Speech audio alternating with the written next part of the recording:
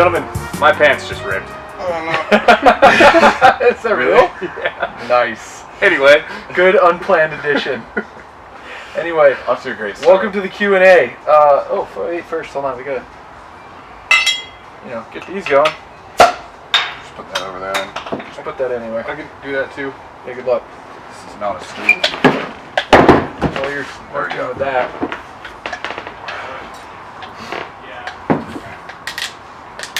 You have to use the Got- fan tool to get the... got it. Totally.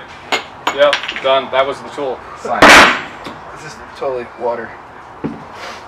Okay. Okay. So, So this Q&A wait, phone. and the Where is beer the phone? in it is Oh, it's over on the table. brought to you by Kevin Frey. He sent us money for beer. He was a Yep. very nice gentleman. Thank you, sir. You and I have been communicating, and you paid for this Corona I'm drinking right now. I appreciate that very much, sir. And also, Lucky Bastard Racing Team, thank you guys. If you guys like drinking beer, which I assume you do, thank you, all of you. Just want to address, we were going to do donuts while drunk in the back of a car and try to answer questions, but we decided you guys might actually want to know the answer to your questions, and although that would be entertaining, it probably wasn't in your best interest. We like to keep you guys in our best interest, in your best interest. The best interest is of everybody. I'm Will. I'm Hamish. Hamish. I'm Chris. Chris. We are DBO. Chris and I do the dumb stuff, and Hamish gets to film and edit it. And also, This jacket is ridiculously crash cars too hot. sometimes. Sometimes. So I'm done with the blazer right now. Yeah, the this blazer? is... Thank God. Oh, you threw it on the LS. Black Sheep ST3 wants to know, Chris, what the gauges in the white E36 are. Gauges in the white E36, reading from driver side to passenger, are... Oh, oil pressure is on the left. Water Temperature. Water temp is in the middle. And then boost is on the right. Somewhere. Yeah. And then on the A-pillar. Oh, and then on the A-pillar, there's an AFR gauge. Now, the only gauge we've ever actually watched while driving that car is the temp. So It's actually really hard to watch the gauges in that car because it's ridiculous, and when it's going, pretty much the only thing you can do is look straight forward and try not to die while steering. Rudnick actually did a very good job of driving that car, so props, sir, to driving that E36 because you drove the shit out of that thing while I was in it with you, so good job. okay, I got a question for Will. Beer dab oil or engine oil?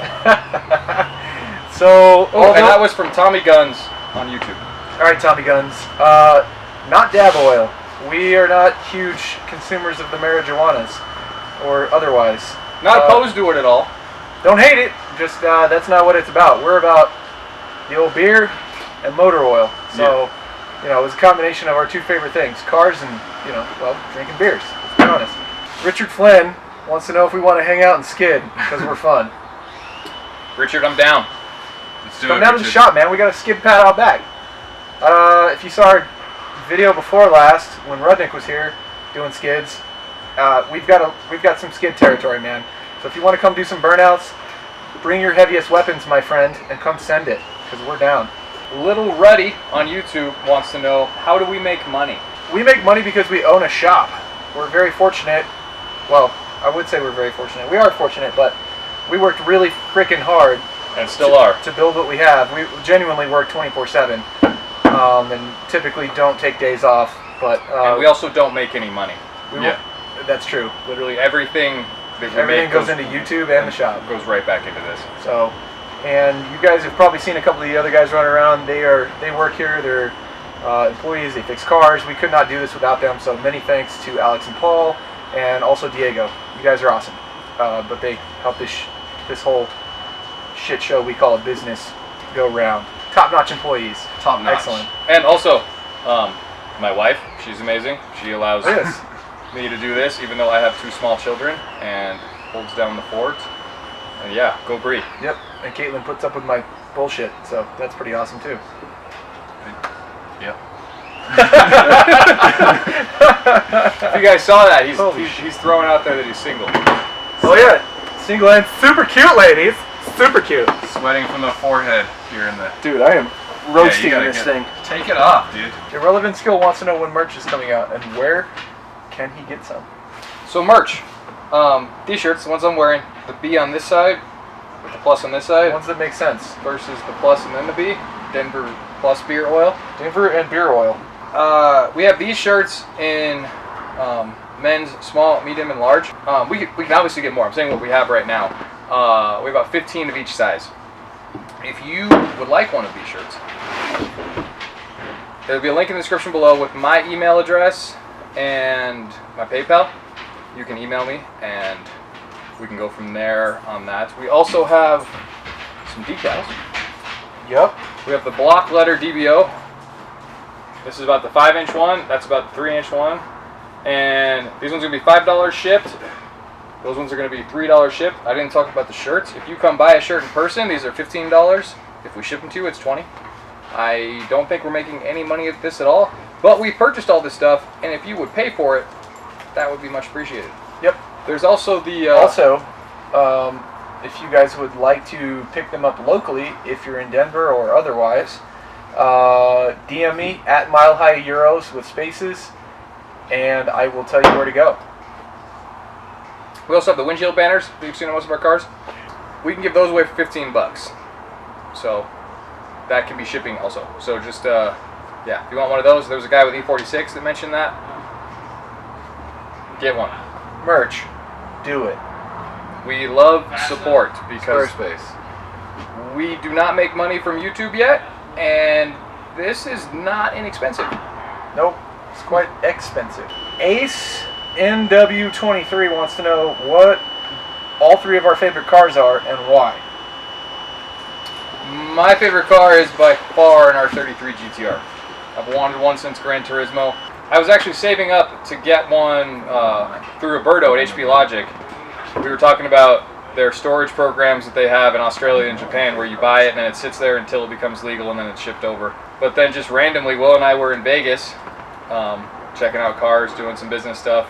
And that car, the one that you've seen, popped up on Craigslist in LA. So we said YOLO. We bombed it there real quick, charged it on a credit card. Bought it on PayPal. With PayPal because we didn't have enough money. And it's a Motor X car. It's 100% legal. And yeah. I don't know if I know what my favorite car is. It's got to be, I would say, either E30 M3 or E36 M3. I might be leaning towards E36 M3. Just because they're dead solid reliable, they're cheap, they're moderately quick, they love boost, they're easy to drive, the wheelbase is long enough to drift, the angle mods are cheap. They're just awesome cars. A lot of people hate on them because, well, they have a lot of downfalls, but I love BMWs, and E36 is probably the best car for the money. As far as like a blue-collar guy's car, I think E36 M3 is my bread and butter. I do own an E30 M3 with an E36 M3 motor in it, but it's too stressful to drive. I have to care about it, and I don't like caring about my cars, as you guys have probably seen. Another big thing about this, if we ever become highly successful, the kind of cars that we like and buy probably isn't going to change. Like No. We're going to stick to the same stuff. I have no desire to own some like $200,000 Lambo or McLaren or anything like that. I mean, maybe that makes great YouTube content, but personally, I just don't like new stuff like that. I would rather, put my heart and soul into something old and make it beat the shit out of one of those cars. So. Agreed. What about you, Hambone? I don't know, dude. Forever I really, really liked the 6x6 Mercedes AMG G-Wagon, but that's like not super realistic. Doesn't matter if it's realistic. The guy asked what your favorite car so was. I'm just going for, I really do enjoy my E38. It's a 740i. I enjoy more a short sport, but that's mine. I like that big body sedan. The reason all of us are here, including the people who work here, including Chris and I, who own the place or whatever, the reason we're all here is because we like building cars and we share the same passion. We haven't done this for a really long time. Out of college, I started doing construction stuff and remodeled houses and things, and then just have always liked cars and car stuff on the side. Will was in the military. Yep, got out in November of 2016 and went straight to hustling on cars. Went to school for a little bit, but just kept doing BMWs. And anybody who knew me in the Coast Guard probably knows how obsessed I was with E30s even back then. So it was just kind of one of those things. I mean, I don't want to be cliche, but it just kind of got up to one point. It's like I didn't like what I was doing with life, and just decided to quit everything and do something I did like to do. And I definitely have way less free time, but I am enjoying it way more. No, I was a lifeguard, so Saving lives. I just found them. Saving lives, gentlemen. Yeah. Or I mean, ladies. No. Saving lives. It's at a local pool. There's like. Oh no, moms. no! It was a nationwide pool saving Olympic swimmers. He's that good. I had he's to single. outrun the Olympic swimmers And to be he's able to save single. them. My God. Check him out at Master Ham Ham That's it. on Yep. Instagram. Look That's for the his Wild personal- West. You'll know what I mean. Shit. All right. So back to questions. Castro444 on YouTube says, "Why BMWs?" Oh, BMWs guy. I'll tell you why. Because BMWs, my friend, are the adult version of Legos. Everything changes over, everything swaps, transmissions bolt onto everything, every engine fits in everything else. You can even fit a V12 in an E30 for God's sake. I mean, come on. That's awesome. Super easy to swap mainly is the main reason. And they look good. They look good, they drive good, they feel good, they sound good. And people are scared to work on them, so you can get them so cheap when they have like Yep. a vacuum leak. Yep. All right, Tyler Jones 518 wants to know, can I get a drift car? Tyler Jones, we have cars. They could be made into drift cars. Many of them. If you would like to come down, we could do lots for you in the, if you do your own work on it, under $1,000 range. We don't want to promote like selling cars on the channel because that's silly, but if you DM me at Mile High Euros with spaces, Underscores. underscores, what if you put a space, it goes to an underscore, it doesn't matter. But anyway, if you want to DM me, I would be more than happy to let you know what we got or where we're at, and you can come by, my friend. So Skyline RC350, she was a nice young lady that came and talked to us at Drift Colorado Round 1. What song would you do an epic montage to? I got this one.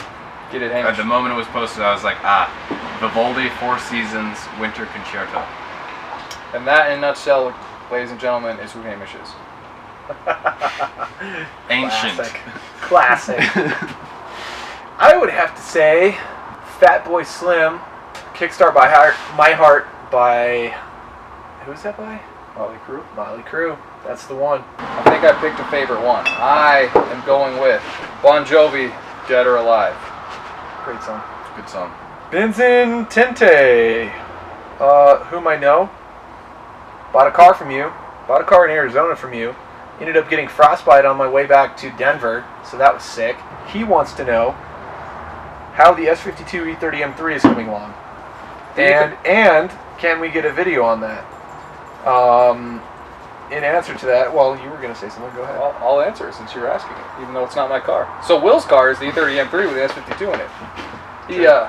He swapped it last year in mid-August for an event called Drive Four Corners. It's a Colorado event where we all drive from Denver or Colorado Springs, wherever you're at, to Durango and spend the weekend and hang out with their BMW people. It's kind of cool. Pretty dope. If everybody wants to come this year, I will try and get some info. Yeah, so the E30 M3 with the S52, it's currently OBD1. It runs well now. It didn't before. Will replace coil packs, plugs, cam sensor. Tried to find vacuum leaks. Maybe found some, maybe didn't. At PPR, we drag raced it against the R33 GTR repeatedly. Will managed to break the clutch master. So that car has a Willwood setup with 3 masters, and yeah, the clutch failed. So he drove it all the way back to Denver without a clutch pedal. But it runs and drives. It's still good. It still looks good. It has some cool style 517s on it right now. And What I can say is look forward to either an S54 or an N54 being put into it. That's coming soon. Derek Quirky on the Instagram is looking to do an M62 swap in his E36. How challenging is this to do, considering it will be my first swap? Okay, Derek, let me tell you this right now. Don't do that for your first swap. Stick to an inline 6, get it done, get some experience, figure out how all the systems work, figure out the wiring. Do not do an M62 ever, period. Don't do it. It's a shit motor. Do an M60. Do an M60. OBD1 V8, much more reliable. Yep, you can use an M62 bottom end, but don't do a V8 for your first swap, man. Unless it's an LS. Doing an LS swap is not a horrible first LS is not a big deal. If you want to do a V8 swap, do an LS. I would personally recommend, unless you're doing this in a 96 or later E36 M3, do an S52 swap. That motor is bulletproof. It makes great torque. It's fun. It's easy to modify. It loves boost. There's really nothing bad about it. So doing S52, they're easy to find. They're cheap. They're everywhere. Do that. When you take into account the swap parts, the price of the engine then becomes relatively inexpensive compared to putting a cheaper V8 in when you have to buy all of the peripheral things to make it function. Yep. Well yep. said. Don't do an M62, man. There's so much stuff involved in doing that. It's just not a good swap for your first swap. Stick to something, easy. Faceplant52 wants to know why Hamish has a strange accent and wants to know, is he not from Denver? Yeah, so definitely not from Denver. I'm from New Zealand, small town called Kerikeri. It's up in the North Island. Kitty. Yeah, Kitty, if you want to say it properly. I came here when I was like 13 or 14, got a BMW, and then that thing broke all the time, so I found these two, and was like, I'm going to be here. Twas fate. So now I'm here. He never left, and we were like, dude, can you hold the camera? And he was like, yeah. Yeah. We really just put him into indentured servitude, so. At this point. So there was another question from Isaac Lopez 11. That is the same thing. It asks Denver natives, question mark. No, none of us are Denver natives. Definitively no. I was born in Detroit. I was raised in Detroit. I lived in a few other places, but pretty much just moved to Colorado when I was around 12. Yep, pretty much same story here. I was born in New Mexico, lived in Arkansas, raised in Arkansas, lived a bazillion other places when I was in the military. Whew, tequila's getting to me. But lived a lot of places, and then when I got out, immediately cut all those ties with razor sharp scissors, bailed, came straight back. And Chris and I have been doing this pretty much ever since. So that's where I'm at. Darwin and the Blonde. What went so very wrong with the RX-8? So, this is my friend Hannah. She used to own a 6-speed RX-8. I don't know if that's what she's asking at, because I feel like that's not a very good car, and maybe she's just asking why her car sucked. But it's a Renesis motor, that's why. But she might also be asking what happened to our RX-7. So that's how we're going to take the question. Great question, Hannah. Let me tell you. So Chris and I bought the LS1 swapped RX-7 half delirious on a whim in Las Vegas at about 2 in the morning. On the way back from California, where we'd already bought two cars. That we were the driving GTR back. and the F-body. No, not the GTR. The Subaru. Oh yeah, that was a stupid trip. Yeah. So 2 useless cars. Anyway, so we were on the way back, and we bought the RX-7, and I was like, this F-body sucks, because we couldn't fill the gas tank, the torque arm was broken, the ignition was broken, the steering column was broken. We ran out of gas. We ran out track. of gas on the way into Vegas, and if you guys have ever come into Vegas from the west side, Will literally ran out of gas at the top of the hill and made it 10 miles down that hill to whatever that first town is before Vegas, the Little Vegas, and we didn't have to push the car. Yeah, I made it all the way. That was shocking. But we decided, we're like, hey, we'll just buy this RX-7 because this is a better idea than trying to figure out how the hell we're going to get gas in this thing between Vegas and Denver, where there is literally nothing in Utah. Well, Hannah, turns out it wasn't a better idea. I'll tell you why. Because although the swap was done masterfully, I will admit, the suspension on that car was absolutely not made to handle a large V8. So basically, the lowest part on that car was the freaking steering, man. So I was going, and we made it pretty close. We made it within, I think it was 201. We were like by Parachute, Colorado. Miles. Yeah, we were like Parachute, Colorado. So like a little bit on the western slope still, but like center of the mountains on I-70. Yeah, we were getting super close.